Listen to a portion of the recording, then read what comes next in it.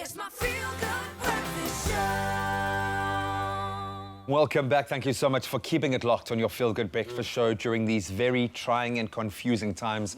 Of course, late last night, the President issued the decree that we will, as of midnight on Thursday, the 26th of this month, be entering into 21 days of complete lockdown. And obviously we went through some of those exemptions in terms of who is able to leave their house, but most of us will be in our houses for 21 days. That's the bottom line. But there are various other factors that are coming into play here, and we thought we'd continue for ourselves as much as anyone else, continue to unpack those and try to understand. So I'm gonna kick it off right now with some of the key elements that came through in the President's speech last night. So he said government has already set up a solidarity fund, which we've reported on a lot. They've seeded it with 150 million that they've already contributed. They are compelling businesses, organizations that can contribute to the fund that will combat the spread of the virus, go into research, and also help those whose lives are impacted the most. And I think that's one area where most of us are concerned when it comes to income and job security. And there are those in more, I think, insecure situations, living day by day, as we were talking about earlier, that are most at risk, and that the fund will help in that space. But it's going to be administered by a reputable team of people drawn from financial institutions, accounting firms, and governments. And as I said, will be seeded with 150 million rand. This is absolutely fantastic. Now, it's a big announcement. 1 billion rand each has been contributed from Rupert and the Oppenheimer families to support small businesses during this time, which is absolutely very important, because small businesses are such an important part of the economy. They're going to take such a big knock. Of course, regulations will be put in place to prohibit unjust price hikes and to ensure shops maintain adequate stocks to prevent panic buying, which we have been seeing a lot of. And of course, very strong action against, stockpiling, for example, is being put into place against corruption, which we'll also see is also a part of what strong action is being taken against.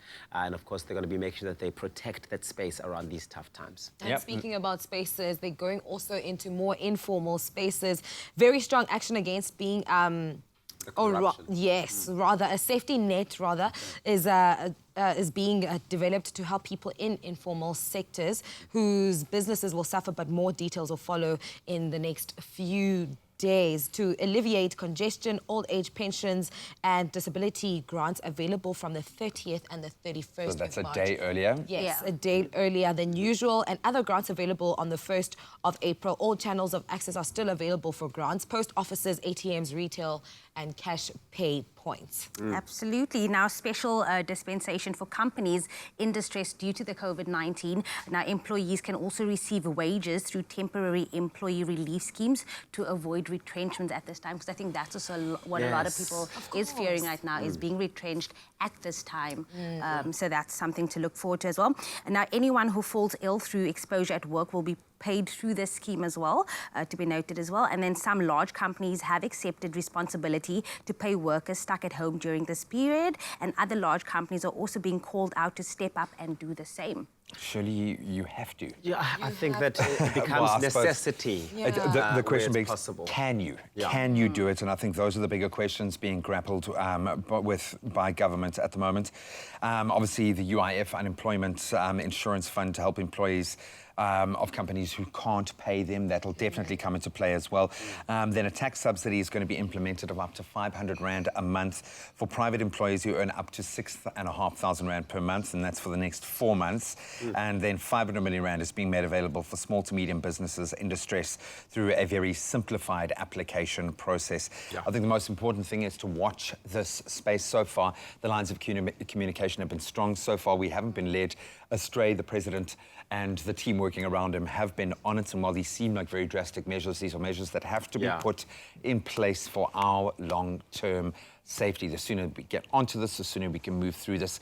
And these are all have been implemented in countries that have gotten control of the virus. We are following an international model that has worked. So as tough as it is, as tough and scary as the prospect is, we've got to do this, so we've got to find a way to make it work. Absolutely. It's tried and tested, and it's all up to us and also businesses to come together and ensure that we all curb this virus. Step up, South Africa. We'll see you after this.